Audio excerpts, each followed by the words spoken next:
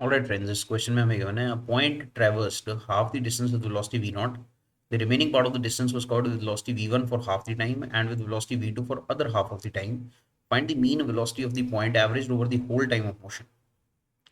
Okay, तो question में कुछ इस तरह से मेंशन्ड है, ये पॉइंट ए है, लेट्स से ए से बी तक बॉडी ने कुछ डिस्टेंस कवर किया एस, फिर बी से सी तक बॉडी ने डिस्टेंस कवर किया एस, इक्वल डिस्टेंस कवर किए। ए से बी बॉडी मूव करिए विद वेलोसिटी वी नॉट। अब बी से सी जाते वक्त उसने अपनी वेलोसिटी पहले रखी वी वन, कुछ डिस्टेंस एक्स वन के लिए जो कि simply v one into delta t लिखा जा सकता है, और फिर सेम इंटरवल डेल्टा टी के लिए उसने वेलोसिटी रखी v two for a distance x two which can be written as v two into delta t, right. तो ये दो डिस्टेंसेस अलग अलग डिस्टेंसेस के लिए but for same time interval velocities v two and v one and v two रखी गई। हमें एवरेज वेलोसिटी बतानी है ए से सी तक टोटल। ओके, तो हम पहले ये काम करते हैं कि बी से सी तक की एवरेज वेलोसिटी निकाल लेते हैं, फिर उसे हम कांस्टेंट मान लेंगे over the whole journey B C, फिर उसे यूज़ करके हम ए से सी तक की टोटल एवरेज वेलोसिटी निकालेंगे। देखिए ये जो डिस्टेंस पहला एस कवर हुआ था, इसे जो टाइम इंटरवल लगा था delta T one, that will simply be distance S divided by velocity v naught, right. Distance S velocity v naught constant velocity से कवर हुआ है। सेकंड बी से सी तक का जो टोटल टाइम लगा है, राइट, वो हम in terms of v one and v two लिखना चाह रहे हैं, तो वो कैसे लिखेंगे? देखिए पहले तो आप एवरेज वेलोसिटी देखिए फ्रॉम बी टू सी। तो बी टू सी के लिए क्या करना होगा? टोटल डिस्प्लेसमेंट देखनी पड़ेगी। तो टोटल डिस्प्लेसमेंट जो है उसके दो हिस्से हो गए हैं, x one and x two, और जो टाइम लगा है दोनों के लिए वो डेल्टा टी ईच लगा है, तो हम नीचे लिख देते हैं two times delta t plus delta t is twice delta t. X one को फिल कीजिए जो यहाँ फिगर में लिखा है v one into delta t, x two को फिल कर दीजिए v two into delta t. नीचे आपके पास था टू टाइम्स डेल्टा टी, तो डेल्टा टी कॉमन आगे कट जाएगा, आपके पास ये वैल्यू आ गई v one plus v two by to. तो ये एवरेज वेलोसिटी कांस्टेंट वेलोसिटी हम मान सकते हैं बी से सी तक की। अब बी से सी तक जाने का जो टाइम इंटरवल लगा होगा, total time interval delta T two, that will be distance S divided by जो कांस्टेंट स्पीड हम एज्यूम कर रहे हैं बी से C, that is V average from B to C, right. ये टाइम इंटरवल लगा है फ्रॉम बी टू सी। अब हम एवरेज वेलोसिटी फाइंड करते हैं for the whole journey from A to C.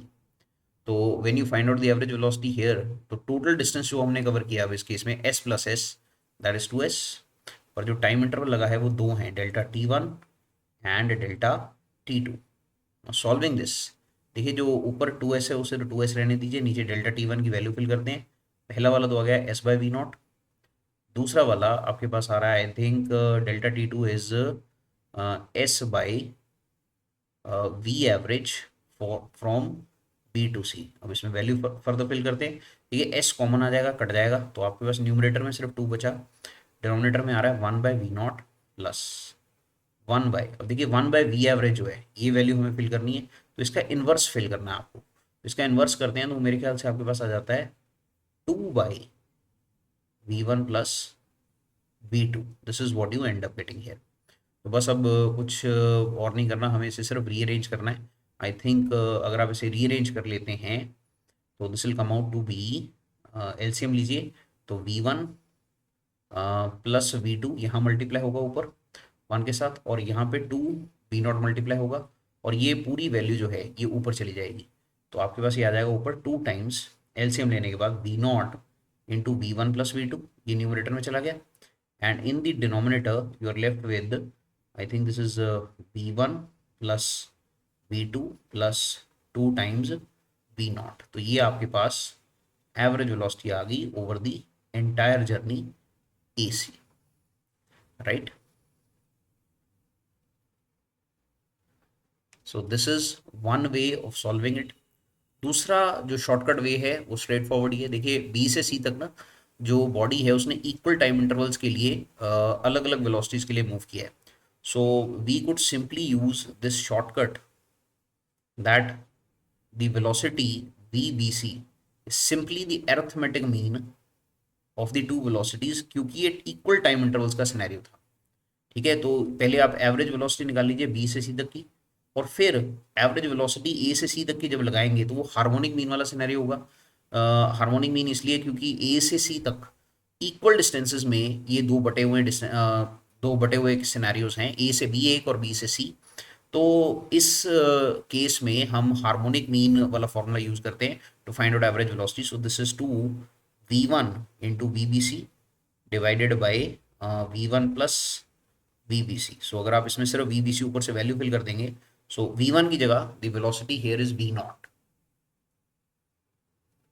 So when you solve this, ये आपके पास आ जाता है two times v naught into we B C is v one plus v two divided by, नीचे आपके पास आ जाएगा v naught plus this is v one plus v two by two, और यहाँ पे भी नीचे आपके पास आ रहा है बाई टू। तो जब आप एलसीएम ले लेंगे तो आई थिंक आपके पास ये सॉल्व करके एग्जैक्ट यही वाला रिजल्ट आ जाएगा। This is twice v naught into v one plus v two and this total divided by two times v naught plus v one plus v two, ये two और टू डिनोमिनेटर के cancel हो जाएंगे। So this is the result that you will get by simply using arithmetic mean and harmonic mean.